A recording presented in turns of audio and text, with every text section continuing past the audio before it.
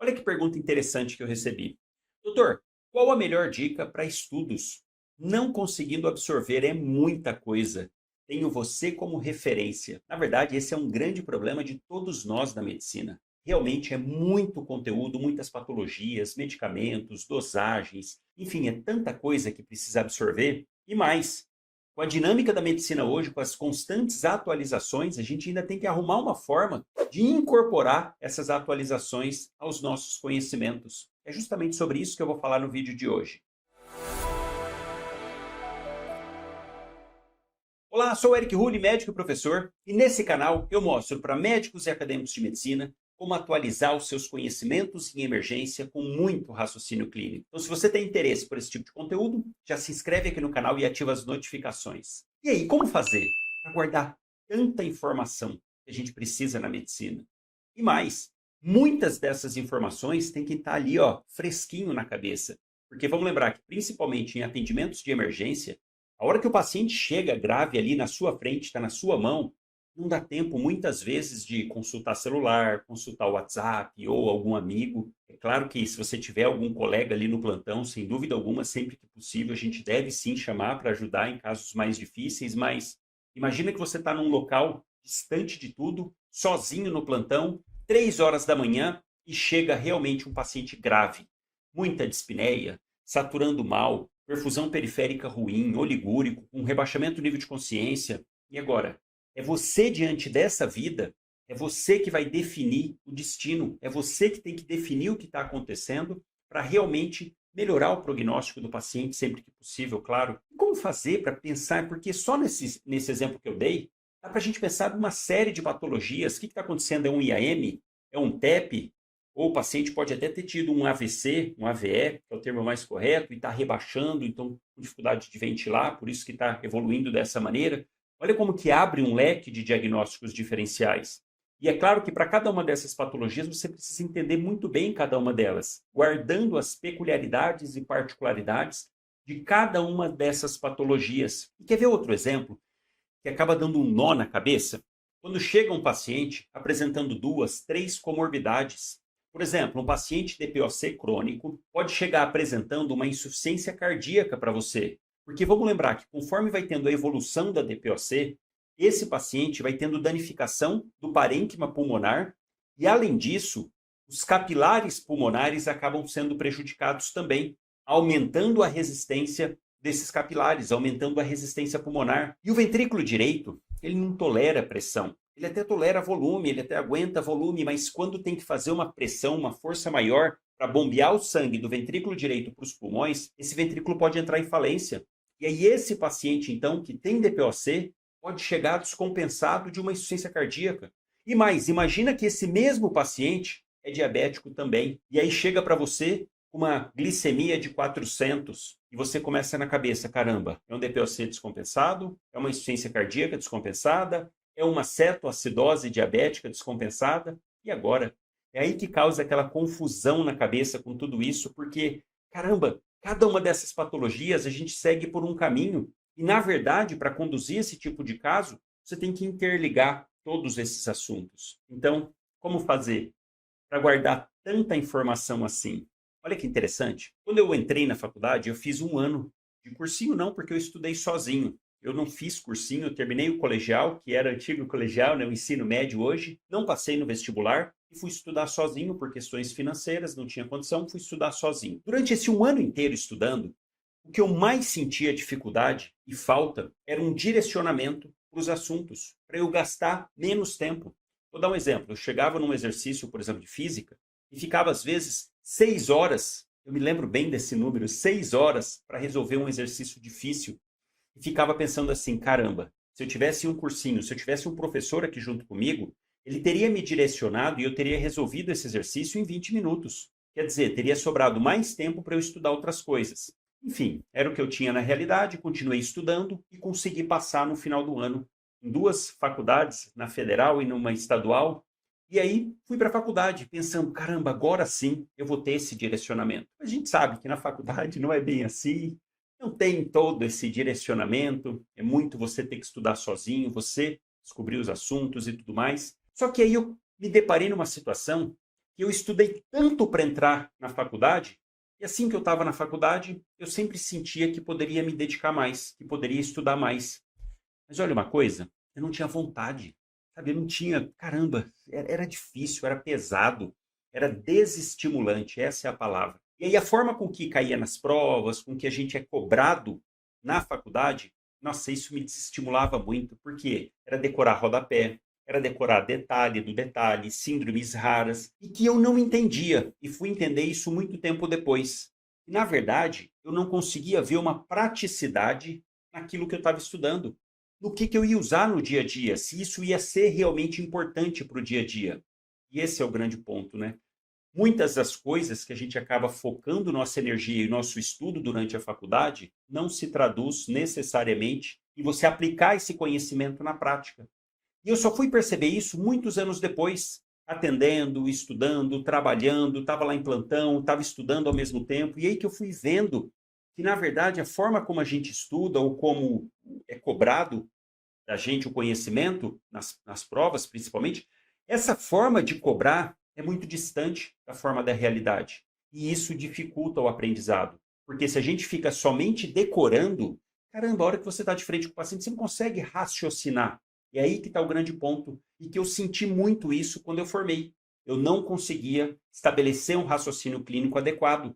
Porque eu ficava com esse monte de informações jogadas na cabeça, eu não conseguia, entre aspas, montar esse quebra-cabeça. E quando a gente está diante de um paciente, é isso que a gente precisa fazer. Pegar as informações, entender exatamente aquela patologia, traçar um caminho, por exemplo, de conduta. E mais, medicina não é matemática. Às vezes a gente faz uma conduta e tem um desdobramento dessa conduta. Um exemplo, paciente em cetoacidose diabética, eu vou lá e faço o volume. Começo lá com cristalóide, 1000 ml, faço, depois faço mais 500, esse paciente de repente evolui para edema agudo de pulmão. Por quê? Ele era cardiopata. E aí, puxa, numa situação dessa, o que eu vou pensar? Se eu estou inseguro, se eu não tenho estabelecido muito bem na cabeça as condutas, eu vou pensar, caramba, eu acho que eu errei aqui a mão, fiz mais volume do que deveria, esse paciente está evoluindo para o edema agudo de pulmão, e agora? Agora vou ter que fazer diurético, vou ter que entrar com inotrópico. Olha como que causa uma confusão na cabeça. E isso, de novo, é pela forma com que o ensino é cobrado da gente.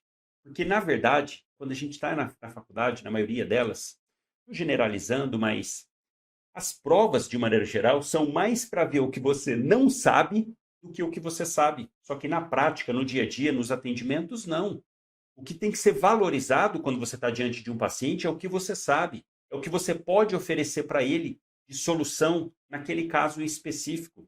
Então, a dica principal que eu te dou, você que está com dificuldade, sabe, não consegue guardar tantas informações, está desestimulado, essa é a palavra que eu me via nessa situação. Pensa o seguinte, tudo que você for estudar a partir de hoje, pensa que o paciente está na sua frente. E daquele assunto que você está estudando, o que é importante para aquele paciente? Se imagina na situação de estar ali com ele, aí você precisa pensar, tá, como que eu faço o diagnóstico? O que eu preciso identificar nas queixas do paciente, no exame físico, o que vai me trazer de dados para eu conseguir fazer aquele diagnóstico? E vou te dar um exemplo prático para isso. Pense em pneumonia. Se você for pegar guidelines, capítulos de livro para estudar sobre pneumonia, é muita informação, muito detalhe, muitos scores. Vou dar um exemplo de score de gravidade, tem vários, dependendo da referência que você pegar, ele vai trazer para você SOFA, que é de paciente grave de maneira geral, vai trazer SMART, vai trazer o PSI-PORT, que inclusive é o melhor score para pneumonia, tem vários parâmetros. Só que você consegue aplicar isso na prática, no dia a dia? Não, depende de uma série de exames. Você não vai ter isso à sua disposição quando você está de frente com o paciente. Então, desses todos, eu te dou um exemplo prático que o CRB 65, o CURB, quando a gente tira a ureia, fica CRB 65, ele é o melhor para a prática, para o dia a dia, porque você, somente com o exame físico, já consegue classificar esse paciente em baixo risco, risco moderado e alto risco para essa pneumonia. Olha como que isso vai facilitar a sua vida sem precisar ficar decorando vários outros scores.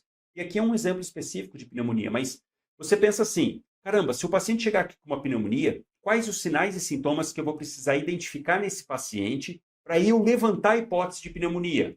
Olha, febre, expectoração, tosse progressiva, pacientes mais idosos, mais debilitados, com fatores de risco, são pacientes com maior predisposição. Então ele vai chegar desse jeito. No exame físico, eu posso identificar ele com aumento da frequência respiratória, com esforço respiratório e crepitação. Faço a ausculta e vejo que na base à direita está crepitando. Acabou. Fecho o diagnóstico de pneumonia clinicamente. Não preciso de exame algum. Não quer dizer que não tenha que pedir. Tem que pedir raio-x, exame de sangue, se estiver disponível no seu local. Mas o fato é que olha como que eu, pensando dessa maneira, o paciente está aqui na minha frente. Então eu busco esses sinais, esses sintomas, estabeleço o meu raciocínio clínico, utilizo o CRB 65 para estadiar esse paciente quanto à gravidade dessa pneumonia e aí sim eu foco no tratamento.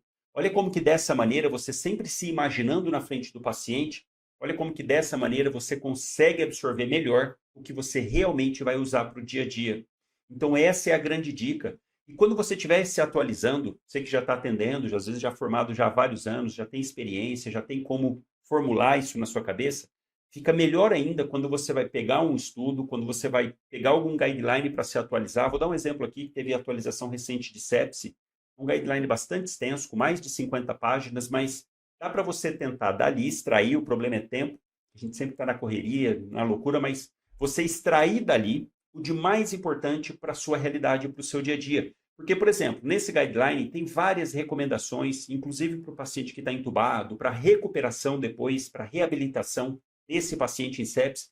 Mas se essa não for a sua realidade, você está ali na porta somente, deixa um pouquinho de lado essas outras premissas desse guideline.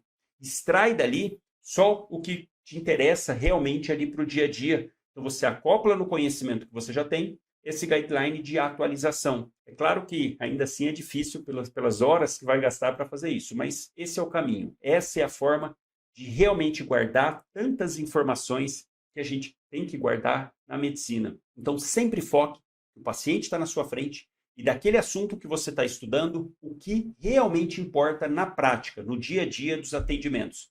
Assim eu tenho certeza que vai facilitar bastante a sua vida. E isso que eu estou te falando, eu demorei anos para entender dessa maneira. E eu estou te falando já agora e você entendendo assim, se você está como um médico interno ou recém-formado, caramba, você já tendo essa noção, isso vai fazer a diferença na sua vida e nos seus atendimentos, com certeza. E aproveitando tudo isso que eu falei para você, quero te convidar para participar de um evento totalmente online e gratuito que eu vou mostrar exatamente como constrói o raciocínio clínico, como que você incorpora as atualizações nesse raciocínio clínico. Então, para participar desse evento, tem um link aqui embaixo. Basta você clicar lá e seguir o passo a passo, sem qualquer custo. Você vai ver na prática, realmente, como incorporar esses conhecimentos, como fazer isso com as principais patologias. Eu vou trazer 3 em específico para mostrar isso, como que você faz para montar toda uma sequência e um caminho de atendimento para o paciente. Eu tenho certeza que você vai aproveitar demais. Então não perde essa chance, já clica aqui para fazer inscrição no evento. Não perde porque vai ficar disponível por pouco tempo. E coloca aqui nos comentários, para eu te entender um pouquinho a mais também, quais os principais temas que você mais tem dificuldade, que você gostaria de ver um vídeo, que você gostaria de ver uma aula. Assim, conforme eu for fazendo outros vídeos, eu vou formulando temas justamente para ajudar nessa dificuldade que às vezes você tem. Então, se tiver algum tema em especial que você gostaria de ver um vídeo, já coloca aqui nos comentários. Eu gosto de estar lendo, estar vendo depois. Aproveito para te convidar que no próximo vídeo eu vou trazer um dos temas importantíssimos para a vida e para o dia a dia do médico, que é como atender pacientes com suspeita de TEP em 3 passos. Realmente vai estar imperdível esse vídeo. Aproveita ainda para compartilhar com seu amigo médico e acadêmico de medicina. Manda para ele esse vídeo de hoje. Olha o tanto de informação bacana que eu trouxe aqui, que vai fazer muita diferença na vida dele. E claro, ele vai fazer a diferença na vida de muitos pacientes. Então aproveita, compartilha com ele. E não esquece de deixar um like aqui nesse vídeo, se inscrever no canal se você não está inscrito ainda e também ativa as notificações. Um grande abraço e nos vemos no próximo vídeo.